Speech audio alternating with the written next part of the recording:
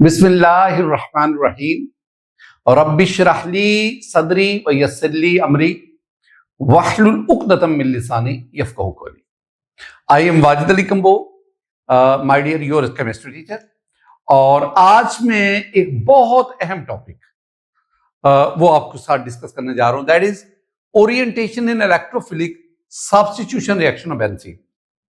Benzene के हमने 5 electrophilic substitution reaction पढ़े, 5: halogenation, nitration, sulphonation, Friedel craft alkylation and acylation.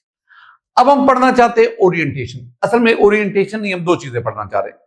Orientation भी पढ़ना चाह रहे हैं, ओरिएंटेशन इफेक्ट भी पढ़ना चाह रहे हैं, रिएक्टिविटी इफेक्ट भी पढ़ना चाह रहे हैं। बातें ना समझोगे तो बहुत मुश्किल है, लेकिन अगर आप दिमाग के दरीचे खोल दो और इल्म को तरतीब के साथ सीखना शुरू करो, यानी अगर आपका एटीट्यूड जो है वो परसेप्शन आपका एटीट्यूड सीखने वाला है ना, सीखने वाला, तो फिर तो आप आसानी से सारी बातें सीख जाएंगे। लेकिन अगर आपने माइंड के अंदर कोई नेगेटिविटी क्रिएट कर ली ना कि हर एक चीज के एंटी एंटी एंटी, तो फिर आप नहीं सीख पाएंगे।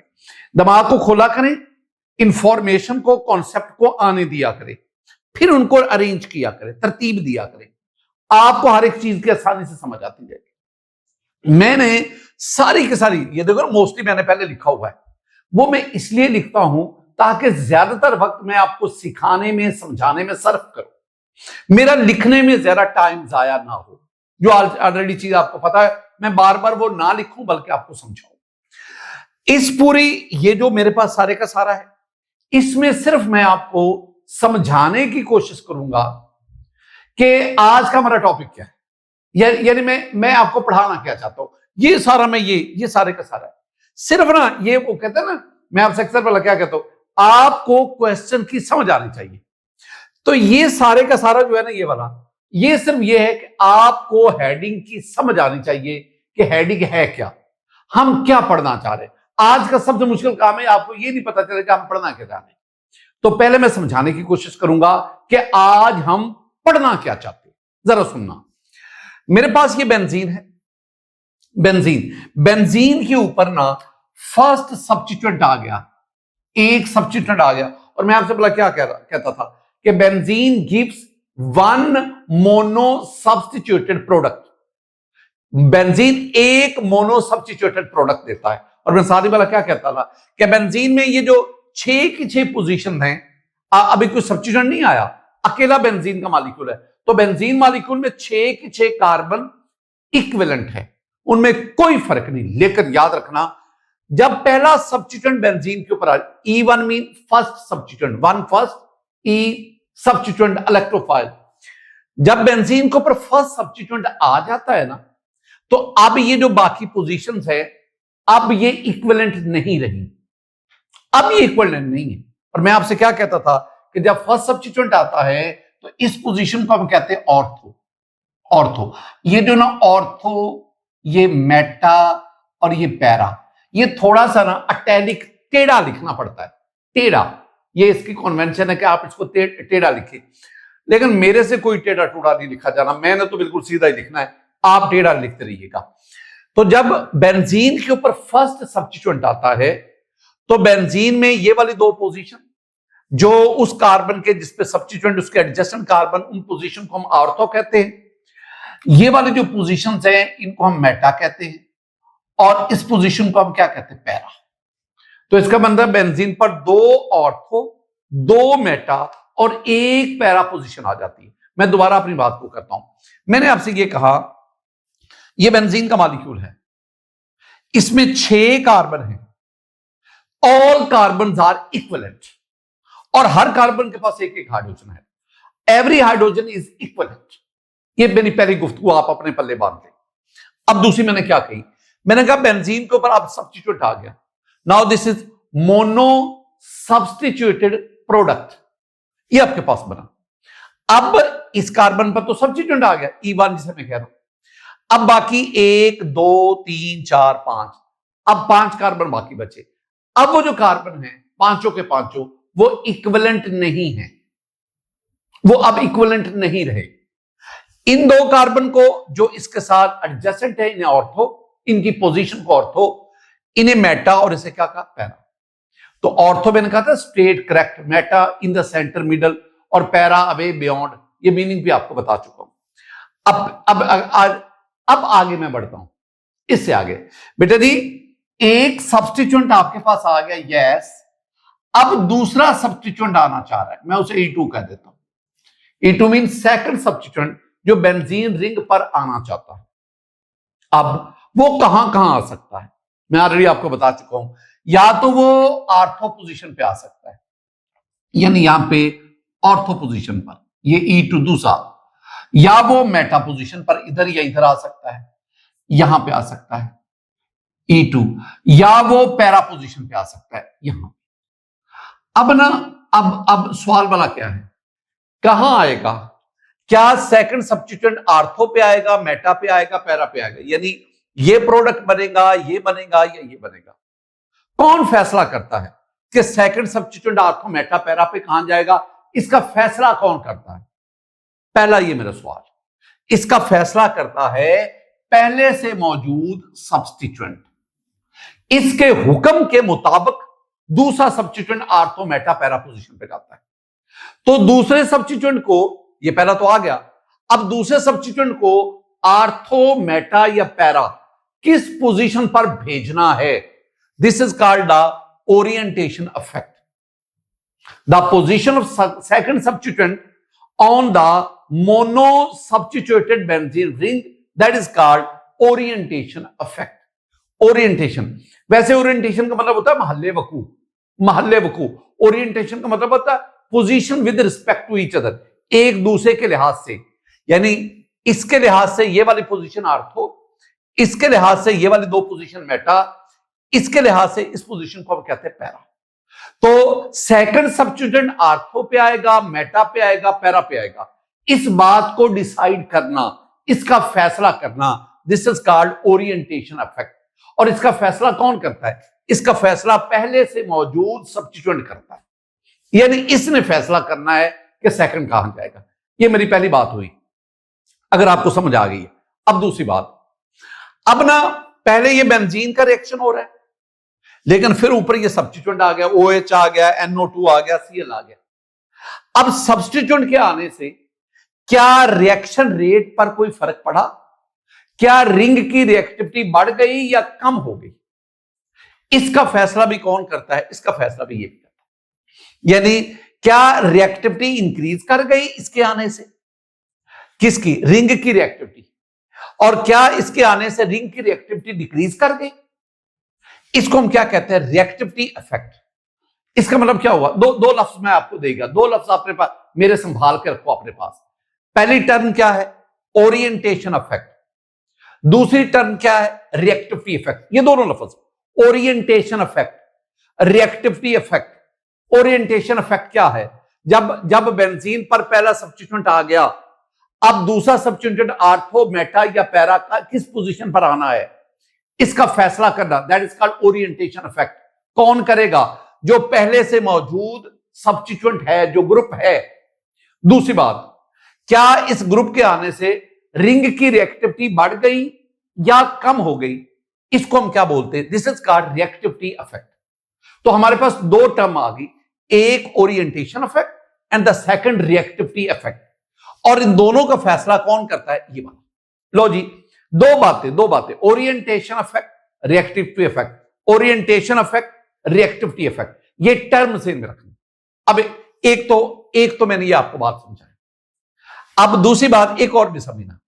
बेटा जी जरा मुझे आज मैं आपको थोड़ी सी मैथमेटिकल कैलकुलेशन करके देता, थोड़ी सी कैलकुलेशन माइनर सी।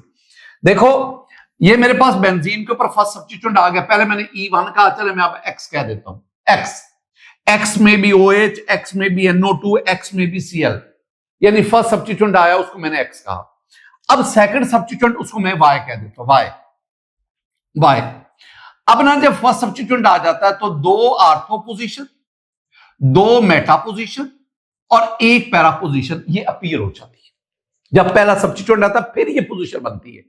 अगर सब्स्टिट्यूएंट नहीं ना होगा तो बेंजीन के ऊपर कोई आर्थो, मेटा, पैरा पोजीशन नहीं होती। अच्छा, अब ये सेकंड सब्स्टिट्यूएंट कहां पे आ सकता है? अब हमारे पास यहां पे 5 पोजीशन है, 5। ये सेकंड सब्स्टिट्यूएंट जिसे मैं y कह रहा हूं, ये यहां आ सकता है इस जगह पे। तो ये आपके पास प्रोडक्ट क्या बनेगा? आर्थो। ठीक है, ये सेकंड सब्स्टिट्यूएंट यहां भी आ सकता है, ये भी आर्थो है, यहां भी आ सकता है, ये भी क्या हो गया? आर्थो। अच्छा, ये इस जगह पे आ सकता है, ये इस जगह पे, यानी यहां पे this is this why this is Meta, और ये यहां भी आ सकता है, ये भी मेटा है, यानी यहां भी आ सकता है, this is also the Meta, ये भी मेटा, और ये यहां भी आ सकता है, दिस इज द पैरा, यहां आ सकता है वाई, तो दिस इज द पैरा। इसका मतलब क्या हुआ? जो आपके पास जो पॉसिबल प्रोडक्ट बनते हैं, डाई सब्स्टिट्यूटेड प्रोडक्ट, या तो वो आर्थो होंगे, या मेटा होंगे, या पैरा होंगे। अगर मैं ना चांस बेस बात करूं, लफ्ज क्या बोला? चांस बेस एक्सपेक्टेड, जो मैं कहता हूं कि प्रोडक्ट सेकंड सब्स्टिट्यूएंट कहां आ सकता है? एक्सपेक्टेड। मैंने क्या बोला? Chance base. ये मेरे लफ्ज ज़हन में रख लो। मैं चांस CHNC चांस बेस बात कर रहा हूं, यानी एक्सपेक्टेड में बात कर रहा हूं। तो एक्सपेक्टेड मेरे पास ना, इन दोनों को मिलाओ तो ये देखो ना, 20%, 20%, 20%, 20%, 20%, 20% ये, 20% ये हो गया 40%, 20% ये, 20% ये, तो ये भी क्या हो गया? 40%, और 20% ये हुआ। इसका मतलब हुआ, अगर मैं चांस बेस बात करूं तो 40% आर्थो प्रोडक्ट बनने के चांसेस है, 40% मेटा बनने के चांसेस हैं, और 20% पैरा बनने के चांसेस। यानी अगर मैं रेशो लू ना, तो मेरे पास रेशो वाला क्या बनेगी? मेरे पास रेशो बनेगी, मैं यहां पर लिखता हूं, मेरे पास रेशो क्या बनेगी?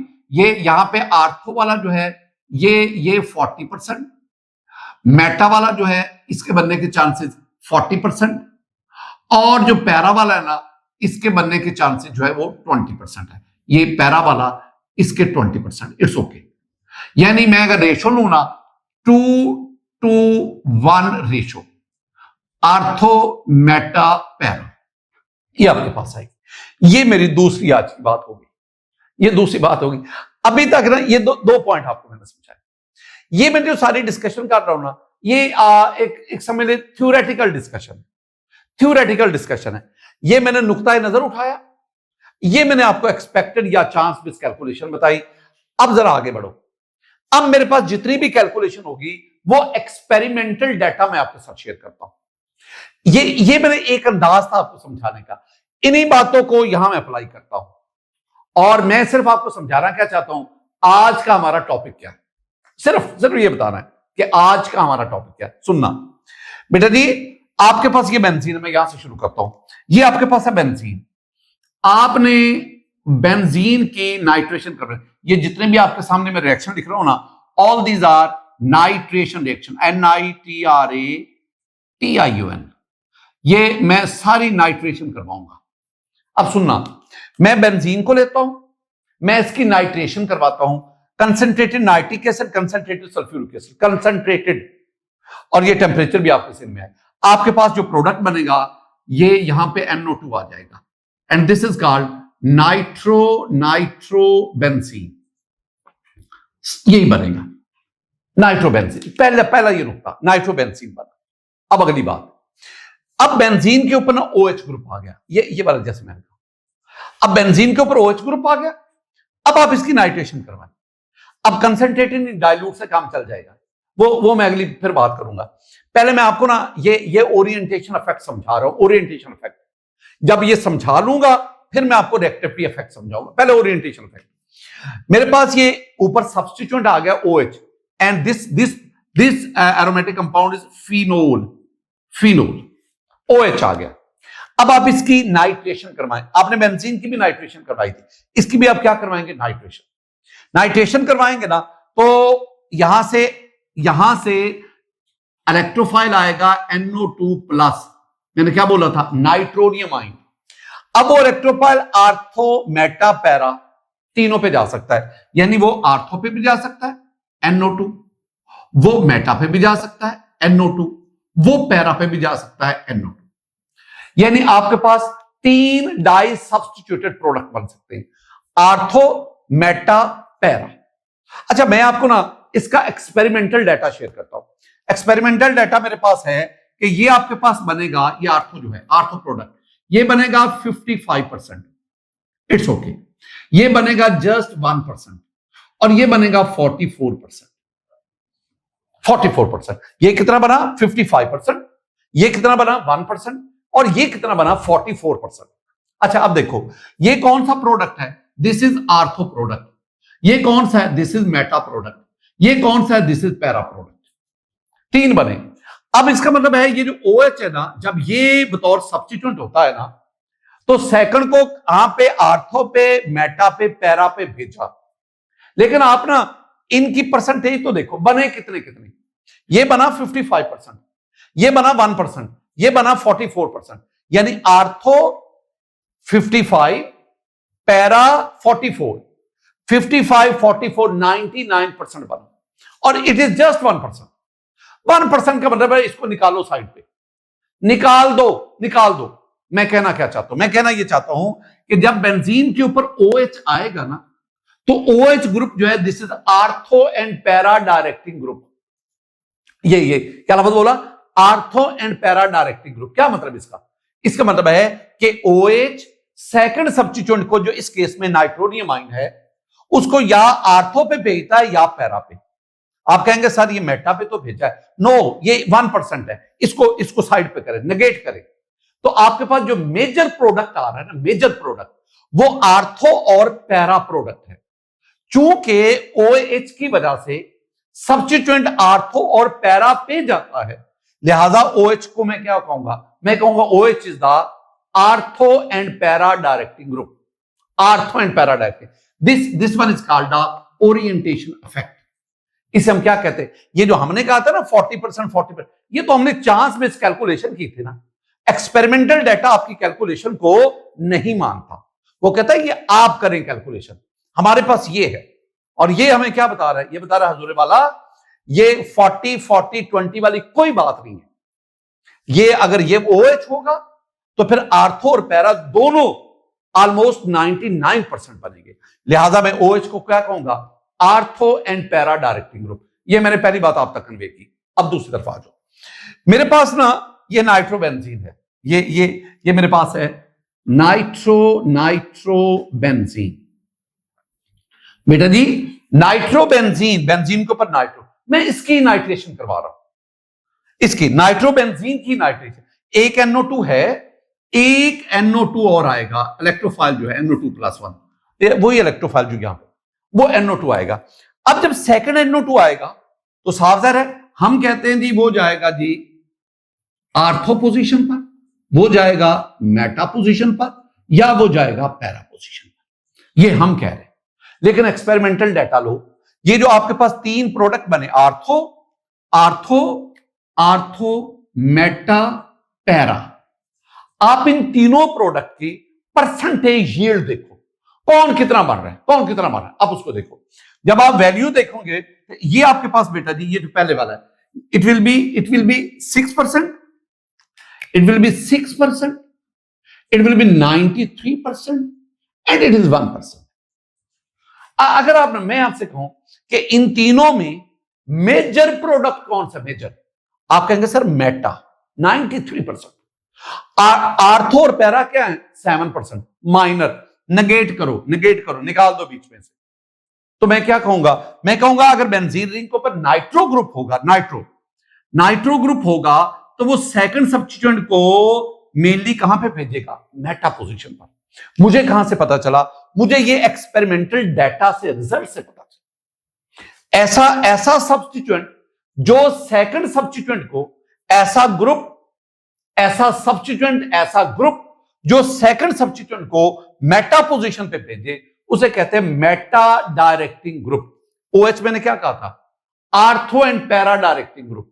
इसको मैंने क्या कहा? Meta directing group. इसका मतलब है मेरे पास दो किस्म के सब्स्टिट्यूएंट ग्रुप्स आ गए, दो किस्म के, एक आर्थो एंड पैरा और दूसरा क्या आ गया? मेटा। सिर्फ दो किस्म के, ortho and para directing group, Meta directing group. Ortho and para directing groups, Meta directing groups. ये मैं आपको क्या पढ़ा रहा हूं, ये मैं आपको ओरिएंटेशन इफेक्ट पढ़ा रहा हूं। मैं क्या बता रहा हूं, मैं बता रहा हूं जब एक सब्स्टिट्यूएंट आ गया, अब वो फैसला करता है कि सेकंड सब्स्टिट्यूएंट कहां पे जाएगा। अगर OH आ गया, अब इसने फैसला किया जो सेकंड सब्स्टिट्यूएंट नाइट्रोनियम आयन है, या वो आर्थो पे जाएगा या वो पैरा पे जाएगा। अगर NO2 आ गया, अब ये फैसला करता है जो सेकंड सब्स्टिट्यूएंट आया वो मेटा पे मिलनी चाहिए। अब अगली बात, क्लोरीन को ले लो, ये आपके पास क्या बना, दिस इज क्लोरोबेंजीन, क्लोरोबेंजीन। बेटा जी क्लोरोबेंजीन, इसकी भी नाइट्रेशन करवाएं। नाइट्रेशन का मतलब है आप ना सेकंड सब्स्टिट्यूएंट जो आएगा वो नाइट्रोनियम आयन उसने आना है। अब वो कहां पे आ रहा है, वो या तो यहां आएगा आर्थो पोजीशन पर, या वो यहां पे आएगा पैरा पोजीशन पर। अच्छा, यहां मेटा का सवाल ही नो, यहां कोई मेटा नहीं। ये कितना बना, आर्थो वाला कितना बना, ये बना 30%, ये कितना बना, ये बना 70%। वो क्या कहने, इसका मतलब है कि ये भी OH की तरह ये भी ortho and para directing group है। तो बेटा जी ओरिएंटेशन के लिहाज से मैंने दो कैटेगरीज आपके सामने शेयर की, दो कैटेगरीज। एक को मैंने क्या कहा, OH को और Cl को मैंने क्या कहा, these are ortho and para directing group. और दूसरी कैटेगरी क्या बनी जिसको मैंने NO2 कहा, that is the meta directing group. लो जी, अभी तक मैंने आपको ना 4 टर्मिनोलॉजी आपके हवाले की है कि उनको संभाल लो। पहली टर्मिनोलॉजी क्या थी, ओरिएंटेशन इफेक्ट। दूसरी टर्मिनोलॉजी क्या है, रिएक्टिविटी इफेक्ट। मैंने ओरिएंटेशन इफेक्ट को मजीद एक्सप्लेन किया तो दो मेरे पास आगे टर्म आ गई, एक ortho and para directing group OH and Cl, and the second is the meta directing group that is the NO2। अब ये तरतीब आपने ज़हन में रखनी। मैंने आपको ये पहला नुक्ता समझा दिया। अब दूसरा नुक्ता क्या है, क्या इस सब्स्टिट्यूएंट के आने से रिंग की रिएक्टिविटी बढ़ गई या कम हो गई? फैसला देखना, क्या इसके आने से अब रिंग ज्यादा एक्टिव हो गया या डीएक्टिव हो गया? दो तरह से आपको बताऊंगा। क्या, एक तो रिएक्शन कंडीशंस को देखो, रिएक्शन कंडीशन क्या है, और दूसरी बात क्या है, आप रेट ऑफ रिएक्शन को देखिए। दो बातें, रिएक्शन कंडीशन आपको बहुत ज्यादा आइडिया देगी अगर आप शऊर और अकल की इंतहा पे हैं तो। सुनो, बेंजीन को देखो, मैं इसको स्टैंडर्ड ले रहा हूं, ये मैं स्टैंडर्ड लेता हूं, इससे मैं बात को शुरू करता हूं। देखना, अब मैं आपको क्या समझा रहा हूं, मैं अब आपको रिएक्टिविटी इफेक्ट समझाऊंगा। बेंजीन को ले लो बेटा जी, कंसंट्रेटेड, इसमें देखना कंसंट्रेटेड और टेम्परेचर देखो, ये दो बातें, टेम्परेचर भी देखो और एसिड्स दोनों की कंसंट्रेशन भी देखो। अच्छा, इसका ये 1:1 रेशो से आप लेते हैं 50 to 55। और मैं एक और भी बात, अगर आप इसका रेट लेना, रेट ऑफ रिएक्शन, तो वो मैं 1 कंसीडर करता हूं। मैं स्टैंडर्ड ले रहा हूं, 1 मोल पर dm³ पर सेकंड ले लिया। ये मेरी पहली गुफ्तगू होगी। अब जरा ना इस पे आ जाओ, जब बेंजीन के ऊपर OH आ गया, अब पहली बात अब आपको डाइल्यूट नाइट्रिक एसिड है, यहां कंसंट्रेटेड चाहिए, सल्फ्यूरिक एसिड, नाइट्रिक एसिड। इसका मतलब है कि बेंजीन की नाइट्रेशन, उसके लिए एक तो कंसंट्रेटेड चाहिए और एक इतना टेम्परेचर चाहिए। लेकिन उसके मुकाबले में जब बेंजीन के ऊपर OH आ गया तो अब भी नाइट्रेशन हो रही है, लेकिन इस नाइट्रेशन के लिए एक तो कंसंट्रेटेड नहीं, सिर्फ डाइल्यूट नाइट्रिक एसिड चाहिए, और दूसरा टेम्परेचर 50 to 55 नहीं 25 पे काम चल जाएगा। इसका मतलब क्या हुआ, अब केमिस्ट्री समझो ना, इसे कहते हैं केमिस्ट्री। इसका माने ये है कि OH ग्रुप के आने से अब रिंग की रिएक्टिविटी बढ़ गई। कहां से पता चला?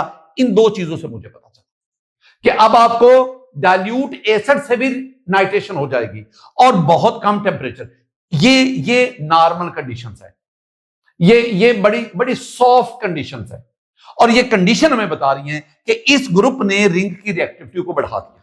मैं एक और डेटा आपके साथ शेयर करता हूं बेटा जी, जब बेंजीन के ऊपर OH आ गया ना, अब नाइट्रेशन हो रही है। अब रेट ऑफ नाइट्रेशन पता है कितना होता है? 10⁻3।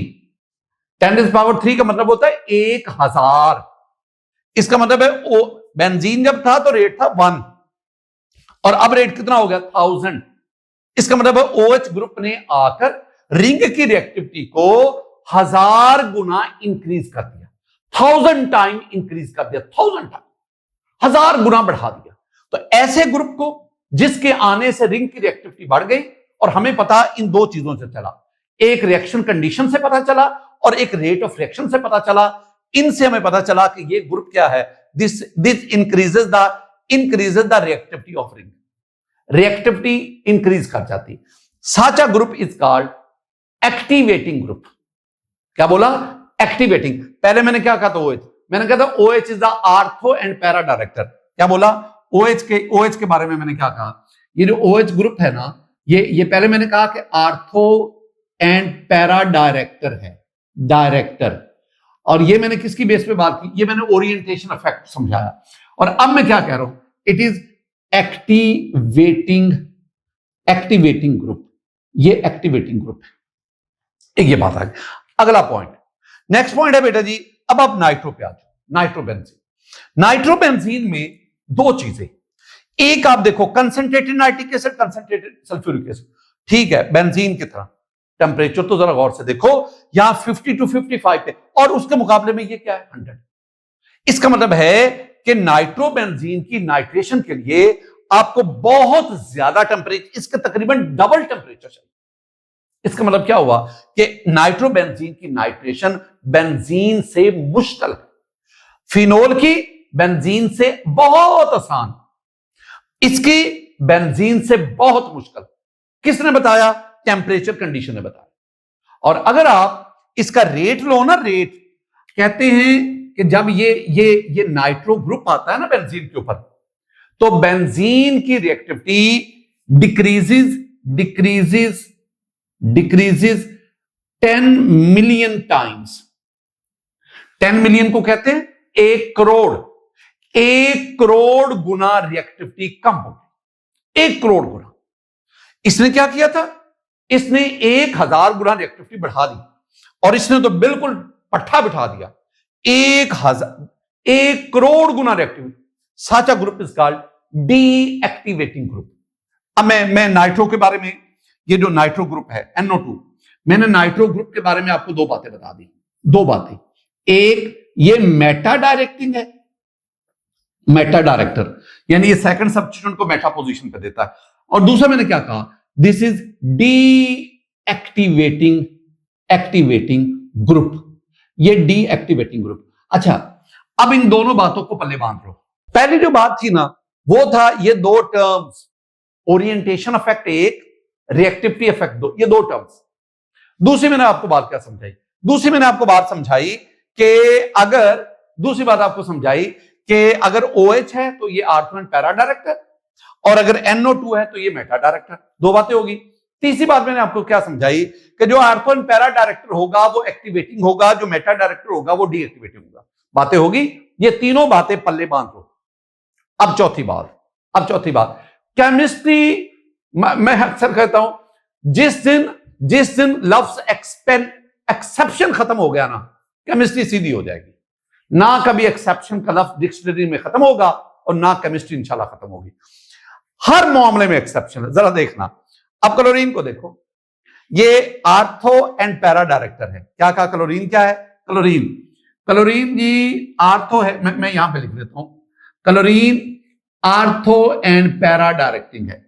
आप कहेंगे सर दूसरा लिखने, आप मुझे क्या कहें सर, दूसरा लिखने की जरूरत ही नहीं, जो आर्थो एंड पैरा होगा वो एक्टिवेटिंग होगा। तो जो क्लोरीन है, ये जो हेलोजन है, ये एक्टिवेटर होगा। आंसर नहीं, ऐसा देखेंगे। ये मेरी बात सिर्फ हेलो के लिए, हेलोजन के लिए आपने महफूज करनी है। फ्लोरीन, फ्लोरो, क्लोरो, ब्रोमो, आइडो, इनके लिए मेरी बात है, किसी और ग्रुप के लिए नहीं है। वो तो मैंने क्लियर कर दिया। बाकी ग्रुप या OH वाला बिहेवियर शो करेंगे या NO2 वाला करेंगे, वो अभी मैं आपको समझाता हूं। हेलो ने क्या किया? Hello ortho and para director है, लेकिन टेम्परेचर तो देखो, जो आर्थो एंड पैरा है तो उसका तो टेम्परेचर ही कम था। ये 50 to 55 है, और अगर क्लोरीन ऊपर हो तो नाइट्रेशन करवाओ तो कितना चाहिए? 95। वो तकरीबन इसके करीब। इसका मतलब है क्लोरीन के आने से रिंग एक्टिवेट नहीं हुआ, डीएक्टिवेट हुआ। और कहते हैं कि अगर आप इसका रेट लेंगे ना, रेट, वो तकरीबन 33 टाइम्स कम हो गया। रिएक्टिविटी क्या होगी? रिएक्टिविटी रेट में क्या कह रहा हूं? 33 times. Rate less than 33 times, 33 गुना जो है वो रेट कम हो गया। So this is the deactivating group. This is the deactivating group. लो बेटा जी, मैंने आपको ना यहां तक जो जो बातें समझाई मैं उनको दोबारा आधा रिपीट करना चाहता हूं। पहली बात, मैंने आपको समझाया कि ओरिएंटेशन और रिएक्टिविटी इफेक्ट, इन दो टर्म्स को हमने एक्सप्लेन किया। दूसरी बात मैंने कही कि OH ये आर्थो एंड पैरा डायरेक्टर है और नाइट्रो ये मेटा डायरेक्टर है और क्लोरीन भी आर्थो एंड पैरा है। पहली बात, ओरिएंटेशन इफेक्ट और रिएक्टिविटी इफेक्ट, पहला पॉइंट। दूसरा point, ortho and para directing group, Meta directing group, दूसरा पॉइंट। तीसरा पॉइंट, जो आर्थो एंड पैरा होगा वो एक्टिवेटिंग होगा, जो मेटा होगा वो डीएक्टिवेटिंग होगा। चौथा पॉइंट, ये जो क्लोरीन है ये आर्थो एंड पैरा डायरेक्टर हैं, तो लेकिन ये एक्टिवेटिंग नहीं है, ये क्या है, डीएक्टिवेटिंग। और ये मेरी बात आपने किस पे अप्लाई की, ये मेरी बात आपने तमाम हैलोजन पे अप्लाई की। ये मैंने ना जितना आपको समझाया, ये सिर्फ मैंने भी आपको ना ये समझाने की कोशिश की है कि आज आपका टॉपिक क्या है, टॉपिक क्या है।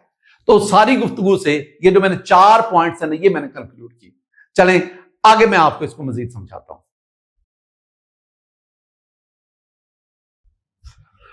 बेटे जी, अब हम पढ़ने जा रहे हैं ortho and para directing group. असल में मैंने आपको पढ़ाना है ortho and para directing group, then meta directing group. लेकिन मैं आपको क्या कहता हूं, मैं कहता हूं एक दफा ये सारी बातें पढ़ लो। ये किसके बारे में, ये ortho and para directing group के बारे में, ये OH के बारे में है, OH के बारे में। ये सारी बातें पढ़ लो, ये सारी बातें पढ़ लो, और पढ़ने के बाद फिर जब हम NO2 यानी मेटा डायरेक्टिंग की बात करेंगे, इन्हीं तमाम चीजों को उधर जाकर मैं रिवर्स कर दूंगा, उलट दूंगा। अच्छा, ये सारी मैं गुफ्तगू क्या समझाऊंगा, मैं आपको ना सिर्फ और सिर्फ ये समझाने की कोशिश करूंगा कि जब ये OH बेंजीन रिंग के ऊपर आ गया तो इसने सेकंड सब्स्टिट्यूएंट को आर्थो एंड पैरा उस पर क्यों भेजा, पहले ये बात आपको समझाऊंगा। और फिर मैं आपको बताऊंगा जब OH ग्रुप आ गया तो फिर ये जो माइल्ड कंडीशंस हैं यानी रेट ऑफ रिएक्शन क्यों बढ़ा, यानी मैं आपको ओरिएंटेशन और रिएक्टिविटी दोनों बातें समझाऊंगा आर्थो एंड पैरा डायरेक्टिंग के बारे में। पहली बात ortho and para directing groups की पहली बात यह है कि these groups release electron to the benzene ring. यानी अगर इसके ऊपर एक ग्रुप मौजूद है जो आर्थो एंड पैरा डायरेक्टर है, मैं फर्ज करता हूं OH ग्रुप है, OH ग्रुप। ये मैं OH ग्रुप को क्या कह रहा हूं, OH ग्रुप को मैं ortho and para directing group कह रहा हूं। अगर OH ग्रुप ऊपर मौजूद है, ऑक्सीजन के पास ये लोन पेयर है, अब ये क्या करेगा, ये बेंजीन रिंग को इलेक्ट्रॉन देगा। ये इलेक्ट्रॉन डोनेटिंग ग्रुप है। ये ortho and para directing group जो है ना, ये OH क्या है, ये ortho and para directing group है। ये क्या है, ये इलेक्ट्रॉन डोनेटिंग ग्रुप है। ये रिंग को, बेंजीन रिंग को इलेक्ट्रॉन देता है, release electron to the benzene ring को इलेक्ट्रॉन देगा। फिर जब ये इलेक्ट्रॉन देगा ना तो ये आर्थो पोजीशन है ना, इस पर अवेलेबिलिटी ऑफ इलेक्ट्रॉन बढ़ जाएगी। ये जब मैं नेगेटिव लिखता हूं ना, नेगेटिव, तो मैं ऐसे बोलता हूं अवेलेबिलिटी ऑफ इलेक्ट्रॉन्स। तो इसका मतलब है, और ये कौन सी पोजीशन है, पैरा। तो अवेलेबिलिटी ऑफ इलेक्ट्रॉन कहां बढ़ गई, आर्थो एंड पैरा पोजीशन पर। दो बातें। ये वाला जो ग्रुप है जिसे मैं ortho and para directing group कहता हूं, ये क्या करता है, ये रिंग को इलेक्ट्रॉन देता है, इलेक्ट्रॉन डोनेटिंग ग्रुप है, रिंग को इलेक्ट्रॉन देता है, release electrons to the benzene ring, it's okay. दूसरा काम क्या हुआ, जब ये बेंजीन रिंग को इलेक्ट्रॉन देगा तो आर्थो और पैरा पोजीशन पर अवेलेबिलिटी ऑफ इलेक्ट्रॉन बढ़ जाएगी, facilitate availability of electron at ortho and para position. तो इन जगहों पर अब तीसरी बात, बेटा जी इलेक्ट्रोफाइल में आना होता है ना E+, और इस पूरे केस में मैंने इलेक्ट्रोफाइल क्या लिया था, NO2+। अब इलेक्ट्रोफाइल ने अटैक करना है, इलेक्ट्रोफाइल के ऊपर कौन सा चार्ज है, पॉजिटिव।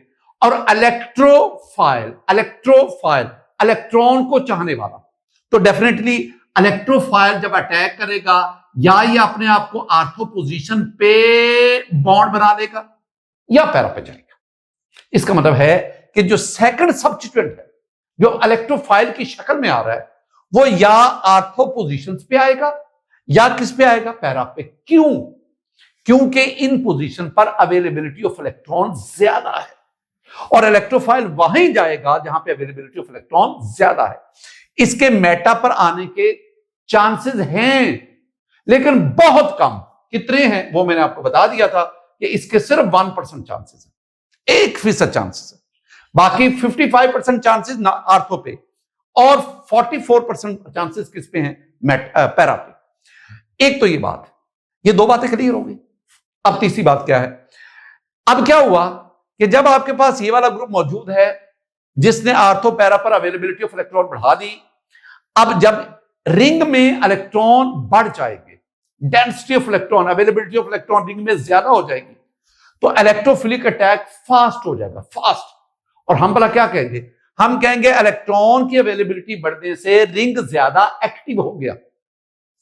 जब अवेलेबिलिटी ऑफ इलेक्ट्रॉन बढ़ती है तो रिंग क्या हो जाता है, active. Reactivity of benzene ring increases, तो increases chemical reactivity of benzene ring towards electrophile. ये तीन बातें आपने ध्यान में रखी, तीन बातें। पहली बात क्या है कि ये जो आर्थो पैरा डायरेक्टेड ग्रुप है, these are electron donating group, ये बेंजीन रिंग को इलेक्ट्रॉन देते हैं, आर्थो और पैरा पोजीशन पर अवेलेबिलिटी ऑफ इलेक्ट्रॉन बढ़ा देते हैं। और तीसरी बात, जिसकी वजह से बेंजीन रिंग की रिएक्टिविटी बढ़ जाती है। तीन बातें वेरी सिंपल। अच्छा, अब मैंने ना आपके सामने कुछ एग्जांपल्स और मेरे बहुत प्यारे बच्चे इन एग्जांपल्स को याद करेंगे। ये मैंने ना आपके सामने ortho and para directing group लिखे, NH2, NH4, NR2OH। इनको मैंने ना रेड जो है ना मार्कर से लिखा, इसकी वजह है, ऐसे नहीं रेड यूज किया। OCOR, NHOR, OR, ये याद करने पड़ेंगे आपको। इनको मैंने ब्लू से लिखा, इनको मैंने ब्लैक, अल्काइल और फिनाइल ब्लैक से लिख दिया, और इसको मैंने दोबारा रेड से लिख दिया। अच्छा, होता क्या है, ये वाले जो है ना, ये आपके पास ये सारे के सारे ये स्ट्रॉन्गेस्ट या स्ट्रॉन्ग कह लो, स्ट्रॉन्ग एक्टिवेटिंग ग्रुप, ये स्ट्रॉन्ग एक्टिवेटिंग ग्रुप, अगर ये मौजूद होंगे रिएक्टिविटी फास्ट हो जाएगी। हैं तो सारे आर्थो पैरा ही ना, ये स्ट्रॉन्ग एक्टिव, इनकी वजह से बेंजीन बहुत ज्यादा एक्टिव हो जाएगा। ये वाले जो है ना, ये वाले जिनको मैंने लिखा, ये मॉडरेट एक्टिवेटिंग, इट्स ओके। और बेटा जी इनको देखो, ये वाले जो आपके पास आ गए अल्काइल और फिनाइल, ये क्या है, these are weakly activating, these are weakly activating groups, ये वीकली एक्टिवेटिंग ग्रुप्स आ गए। ये तीन बातें तो ज़हन में रखो, इनको याद करना है, ये आपसे पूछा जा सकता है। ये इंफॉर्मेशन है, मैं इसमें ये डाटा है, मैं इसमें कोई एक लेकिन बात अगर नोट, अच्छा इनको ले लो, ये वाले हैं तो ये वो फड्डे वाले हैं, ये वो हेलो ग्रुप फड्डे वाला। फड्डा क्या है, हैं तो ये आर्थो पैरा डायरेक्टर, लेकिन ये एक्टिवेटिंग नहीं है, दीज आर डीएक्टिवेटिंग। अब मैं क्या कहूंगा, मैं कहूंगा जो इनको छोड़ो ना, कुछ देर के लिए इनको साइड पे करो। तमाम ortho para directing group activating group हैं, वो अलग बात है, कोई स्ट्रॉन्ग एक्टिवेटिंग है, कोई मॉडरेट एक्टिवेटिंग है, कोई वीकली एक्टिवेटिंग है, हैं तो सारे एक्टिवेटिंग ना, बेंजीन रिंग की एक्टिविटी तो बढ़ाते हैं। अच्छा ना, कभी आप इनको गौर करो, तवज्जो करो, तो एक आपको ना यहां टोटका नजर आ रहा है, मुझे नहीं पता आपको नजर आ रहा है, मुझे तो यहां नजर आ रहा है। वो भला क्या है कि आपको क्वेश्चन होगा, सर हमें कैसे पता चलेगा ये group ortho para director group है, ये एक्टिवेटिंग ग्रुप है? तो मैं कहूंगा बड़ा आसान सी बात है, बड़ी आसान सी बात है। आप इन ग्रुप्स को देखो, NH2 को देखो, NH2 का नाइट्रोजन वो एटम है जो बेंजीन रिंग के साथ बॉन्ड बनाएगा। OH ग्रुप इसका ऑक्सीजन है जो बेंजीन रिंग के साथ, OH ग्रुप का ऑक्सीजन है जो बेंजीन रिंग के साथ बॉन्ड बनाता है। अगर किसी ग्रुप का वो एटम जो बेंजीन रिंग के साथ बॉन्ड बनाता है, अगर उसके पास ये नॉन बॉन्डिंग इलेक्ट्रॉन पेयर हो, जिसे आप लोन पेयर कहते हैं, that will act as ortho and para directing except in alkyl और फिनाइल। ये नहीं कि ये ortho and para directing group नहीं है, लेकिन जो मैंने आपको टोटका बताया ना, उस टोटके पे ये पूरा नहीं उतरते, लेकिन बाकी सारे के सारे ortho and para directing group even के ये हेलो ग्रुप भी मेरे टोटके पे पूरा होता है। स्टूडेंट, ये हो गई यहां तक कुछ बातें, खूबसूरत बातें। अब जरा आगे बढ़ो, और वो क्या है, इस सारे प्रोसेस की वजह क्या है, यानी बताना मैं क्या चाहता हूं कि आप कहेंगे सर ये कैसे पता चलेगा कि ये जो ग्रुप है आर्थो पैरा डायरेक्टिंग ग्रुप, ये आर्थो और पैरा पोजीशन पर अवेलेबिलिटी ऑफ इलेक्ट्रॉन बढ़ा देता है, ये हमें कैसे पता चलेगा? तो आइए मैं आपको बताता हूं। ये देखो मेरे पास OH ग्रुप है ना, मैं फिनोल की बात करता हूं, ये OH ग्रुप, ये पूरा फिनोल मैंने बना दिया। अब होता वाला क्या है, अब थोड़ा सा फास्ट होना पड़ेगा। होता ये है कि ये जो ऑक्सीजन है ये अपना यहां पे लोन पेयर देता है, ये दोनों यहां डबल बॉन्ड बन जाएगा, ऑक्सीजन पे पॉजिटिव चार्ज, और ये इलेक्ट्रॉन यहां पे आ जाएंगे, तो ये बनी आर्थो पोजीशन। आर्थो, ये डबल बॉन्ड यहीं पे है, इसको मत छेड़ा जाए, इसको मत छेड़ा जाए, इसको मत छेड़ा जाए, तो ये एक रेजोनेंस स्ट्रक्चर बन गया। ये पहली बात, ये ऑक्सीजन का लोन पेयर यहां पे इलेक्ट्रॉन दिया ना, electron donating group, release electron to the benzene ring, इसने अपना इलेक्ट्रॉन ये रिंग को दिया। अब ये दोनों इलेक्ट्रॉन यहां पे आ गए, जब आए तो इसके ऊपर नेगेटिव चार्ज आ गया। अब अगला काम क्या होगा, यही नेगेटिव चार्ज यानी इलेक्ट्रॉन ये यहां आ जाएंगे, जब आएंगे तो ये यहां पे चला जाएगा, यानी अब नेगेटिव चार्ज यहां पे आ गया और यहां पे डबल बॉन्ड बन गया। ये एक और आपके पास रेजोनेंस स्ट्रक्चर बन गया। तीसरा काम क्या करना है, अब यही इलेक्ट्रॉन यहां पे आ जाएगा, ये वाला, और ये दो इलेक्ट्रॉन यहां पे, और अब आपके पास यहां पे डबल बॉन्ड, यहां पे डबल बॉन्ड, और यहां पे नेगेटिव चार्ज चला गया, नेगेटिव चार्ज ये आपके पास आ गया। देखो आर्थो पे नेगेटिव, पैरा पे नेगेटिव, अगेन आर्थो पे नेगेटिव, इस पे आ गया। और आखिरी बात, अगर आप इसी इलेक्ट्रॉन को ये जो है, अगर आप इसको दोबारा यहां पे लाओ तो ये लोन पेयर यहां चला जाएगा, वो दोबारा जब लोन पेयर यहां पे जाएगा, अब आपके पास यहां पे डबल बॉन्ड है, यहां पे है, एक ये पे आ गया, दोबारा आपके पास फिनोल, तो ये भी आपके पास एक रेजोनेंस स्ट्रक्चर, ये भी आपके पास एक रेजोनेंस स्ट्रक्चर। तो अगर आप देखोगे ना तो ये आपके पास 5 रेजोनेंस कंट्रीब्यूटिंग स्ट्रक्चर बने, 5। अब दूसरी बात, अगर इन पांचों को मैं यकजा करके इसका हाइब्रिड बनाऊं ना, तो मेरे पास हाइब्रिड ये बनेगा, यहां पे ये आएगा और ये मैं यूं शो करूंगा, और मैं शो करूंगा यहां पे नेगेटिव आ सकता है, यहां पे नेगेटिव आ सकता है, यहां पे नेगेटिव आ सकता है। यही तो मैं आपको बात समझा रहा था, ये तो आपको बात समझा रहा था कि देखो आर्थो और पैरा पे अवेलेबिलिटी ऑफ इलेक्ट्रॉन बढ़ गई। अब इलेक्ट्रोफाइल ने आना है, इलेक्ट्रोफाइल डेफिनेटली वो कहां पे अटैक करेगा, या वो इस आर्थो पे अटैक करेगा, या वो इस आर्थो पे अटैक करेगा, या वो जाके इस पैरा पे अटैक करेगा। तो आपके पास जो प्रोडक्ट बनेगा या वो आर्थो होगा या वो पैरा होगा। So this group is called OH group, this group is called ortho and para directive. और चूंकि इस पे अवेलेबिलिटी ऑफ इलेक्ट्रॉन बढ़ गई, यू रिंग ज्यादा एक्टिव हो गया, लिहाजा this group is also called the activating group. All this is about the ortho and para, ये आपको याद करना, मैंने इसको सिर्फ उधर आगे जाके उल्टना है। आइए मेटा डायरेक्टिंग ग्रुप की तरफ बढ़ते हैं। बेटा जी अब तो मुश्किल ही बात कोई नहीं ना रही, ये हमने पढ़ा ortho and para directing group, अब क्या आ गया Meta directing group. It's okay, जो मैंने इधर बातें लिखी है ना, अब उनको इधर बिल्कुल उलट करते जाओ, क्योंकि बिहेवियर ही मुख्तलिफ है ना। ये आर्थो एंड पैरा है, ये मेटा पे भेजता है, ये इलेक्ट्रॉन रिंग की रिएक्टिविटी बढ़ाता है, ये कम कर देता है, उल्ट बातें आ गई ना। अब देखो क्या भला लिखा, इधर क्या कहा, release electron to the benzene ring, release benzene ring को इलेक्ट्रॉन देता है, ये क्या लिखा है, withdraw electrons of the benzene ring, benzene ring से इलेक्ट्रॉन, वो इलेक्ट्रॉन देता है, वो सखी है, इलेक्ट्रॉन का सखी है, इलेक्ट्रॉन डोनर है, दे रहा है, ये फकीर है, ये इलेक्ट्रॉन खींचता है, भिखारी है, मंगता है, इसने इलेक्ट्रॉन को खींचा। तो ये लफ्ज क्या आ गया, withdraw, withdraw electrons of the benzene ring. अच्छा, ये क्या करता है, facilitate availability of electron at ortho and para position. और ये क्या करता है, decrease availability of electron of electron to the electrophile. ये इसने क्या किया, देखना क्या किया, आप इसके ऊपर ना नाइट्रो ग्रुप ले आओ, मैं नाइट्रो को लिया ना, जो आपको समझाई एग्जांपल। अब क्या किया, इसने इलेक्ट्रॉन विड्रॉ किए, खींच लिए, अब ये आर्थो पर भी पॉजिटिव चार्ज आ गया और पैरा पर भी पॉजिटिव चार्ज आ गया, इट्स ओके। अब क्या हुआ, अवेलेबिलिटी ऑफ इलेक्ट्रॉन कम हो गई।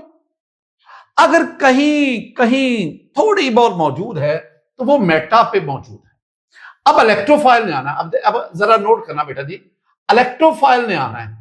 पहली बात, रिंग के ऊपर ऑलरेडी पॉजिटिव पॉजिटिव पॉजिटिव, तो पॉजिटिव आ रहा है, पॉजिटिव पॉजिटिव रिपल्शन होती है। इसका मतलब है रिंग कभी भी इलेक्ट्रोफाइल को वेलकम नहीं करेगा।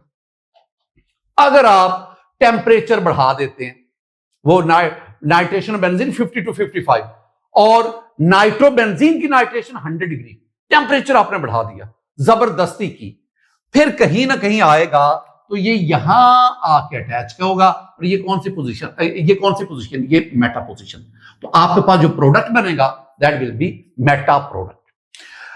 डिक्रीजेस इन केमिकल रिएक्टिविटी और बेंजीन रिंग टुवर्ड्स इलेक्ट्रोफाइल। भाई देखें, रिंग में अवेलेबिलिटी ऑफ इलेक्ट्रॉन ज्यादा होगी, रिंग की रिएक्टिविटी ज्यादा होगी। रिंग में अवेलेबिलिटी ऑफ इलेक्ट्रॉन कम होगी, रिंग डीएक्टिव हो जाएगा। अब ये इलेक्ट्रोफाइल को वेलकम नहीं करेगा। तो इधर क्या कहा, डिक्रीज, इधर क्या कहा, इंक्रीज। अब सिर्फ दो लफ्ज, बाकी मैंने कोई चेंज नहीं की। Chemical reactivity of benzene towards, chemical reactivity of benzene towards, बाकी मैंने सेम लिखा है बेटा जी। अगली बात, अब आपके पास यहां पे एग्जांपल्स, वो जैसे मैंने उधर एग्जांपल्स लिखी है ना, वही एग्जांपल्स वैसे मिलती जुलती इधर पे। ये आपके पास नाइट्रो ग्रुप बड़ा मशहूर है जमाना, जो आपके साथ NCR3 NR3 देखना, NH2 NHR NR2 ortho and para, NR3 Meta, CF3 CCl3। और बिल्कुल इसी तरह ये जो मैंने आपके सामने लिखे ये सारे के सारे, ये स्ट्रांगली डीएक्टिवेटिंग है। अगर ये मौजूद होगा, स्ट्रांगली डीएक्टिवेटिंग,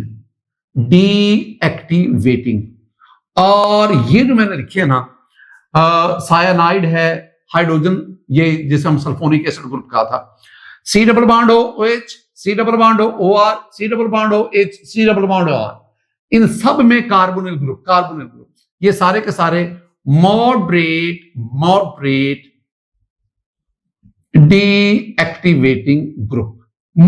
डीएक्टिवेटिंग ग्रुप, ये आपके पास आ गया। अच्छा, इन सब में एक बात कॉमन है, मैंने इधर आपको टोटका समझाया था ना, क्या कि किसी भी ग्रुप का वो एटम जो बेंजीन रिंग के साथ बॉन्ड बनाए, अगर उसके ऊपर, उस एटम के ऊपर नॉन बॉन्डिंग इलेक्ट्रॉन पेयर, जिसे आप लोन पेयर कहते हैं, अगर वो होगा तो that will act as ortho and para direct. लेकिन इनमें क्या टोटका आपने बताना है, किसी भी ग्रुप का वो एटम जो बेंजीन रिंग के साथ बॉन्ड बनाए, ये देखो, ये नाइट्रो ना, NO2, ये nitro, N double bond O negative positive, nitrogen ring के साथ बॉन्ड बना रहे, इसके ऊपर कौन सा चार्ज है, पॉजिटिव।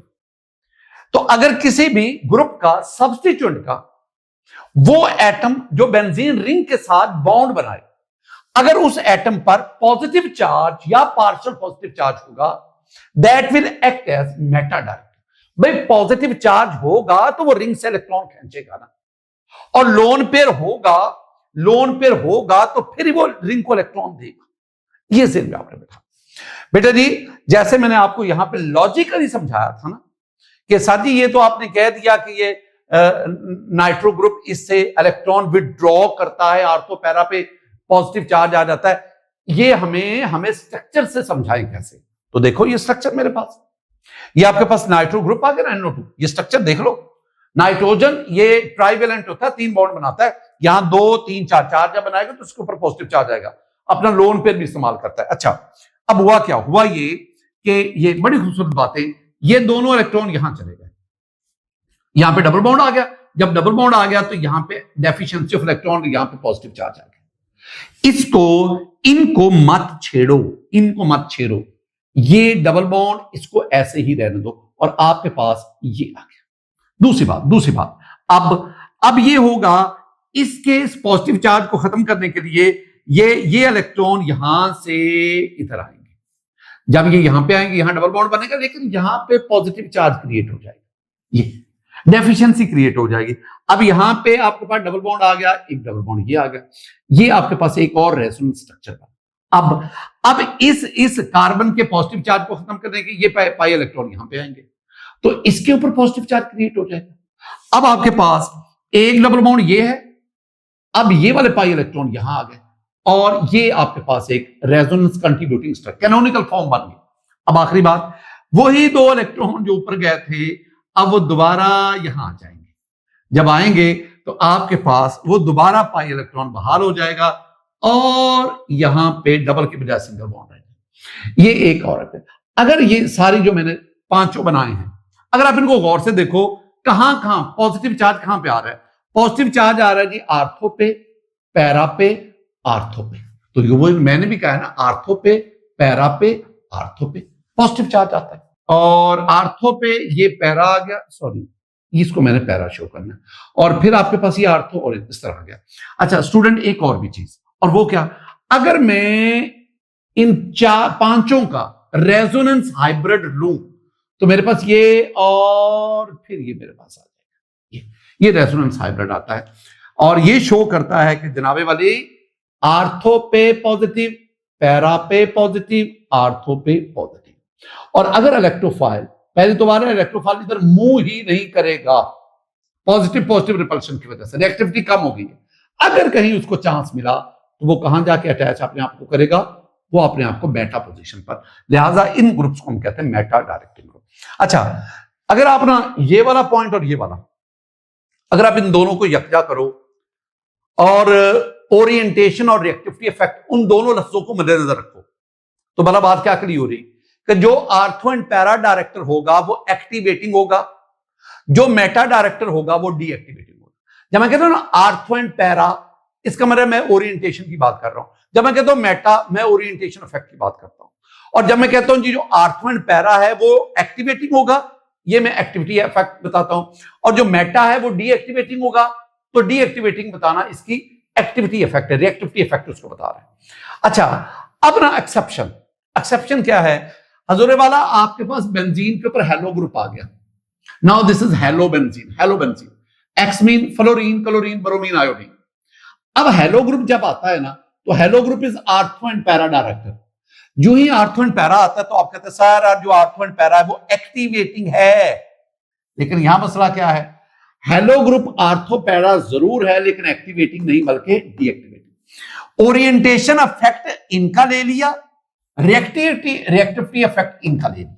लो, ये एक नई बात आ गई। ये तो ओरिएंट यानी जो आर्थो पैरा था वो तो एक्टिवेटिंग था, लेकिन ये आर्थो पैरा एक्टिवेटिंग नहीं बल्कि डीएक्टिवेटिंग।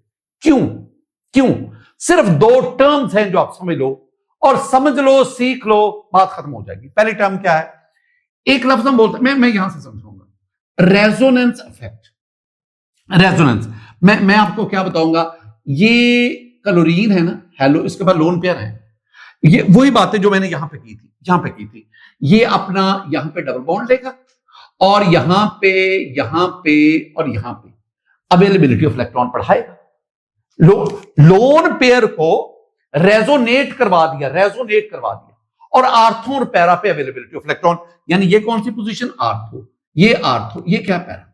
अब इलेक्ट्रोफाइल ने आना है ना, अब इलेक्ट्रोफाइल जब आएगा या वो आर्थो पे अटैक करेगा या वो किस पे जाएगा? पैरा। इसलिए हम इन्हें क्या कहते हैं? Ortho and para direct. ये मैंने किसकी बेस पे समझाया? रेजोनेंस इफेक्ट की बेस। एक और चीज, और वो है इंडक्टिव इफेक्ट। और यहां इंडक्टिव इफेक्ट लिखा हुआ है, डोनेट और accept electron through sigma bond. Electron देना positive inductive effect, electron withdraw करना नेगेटिव इंडक्टिव इफेक्ट। इलेक्ट्रॉन देना, डोनेट करना पॉजिटिव आई, डोनेट करना plus I, positive inductive effect. Accept करना, खींचना, विड्रॉ करना, नेगेटिव इंडक्टिव इफेक्ट। अच्छा, अब देखो यहां पे कार्बन है ना, कार्बन की इलेक्ट्रोनेगेटिविटी, ये अगर sp2 हाइब्रिडाइज्ड है 2.7 है, क्लोरीन 3, इसका मतलब क्या हुआ? The electronegativity of chlorine is greater than carbon. क्या करेगा? ये इलेक्ट्रॉन खींचेगा इस इफेक्ट को, यानी electron accepting through sigma bond, this is called the inductive effect. जब ये इलेक्ट्रॉन खींचेगा तो इसका मतलब क्या है? ये अवेलेबिलिटी ऑफ इलेक्ट्रॉन उसको कंप्रोमाइज करेगा, और जब वो कंप्रोमाइज होती जाएगी तो रिएक्टिविटी कम होती जाएगी। ये 2 लफ्ज जो है ना, resonance effect ortho para director होने का सबूत है, लॉजिक है, और नेगेटिव इंडक्टिव इफेक्ट इसके डीएक्टिवेटिंग होने का सबूत है, प्रूव है, लॉजिक। स्टूडेंट, ये था हमारा आज का लेक्चर। अल्लाह ताला हम सब से राजी हो, खुश हो। अस्सलाम वालेकुम व रहमतुल्लाह।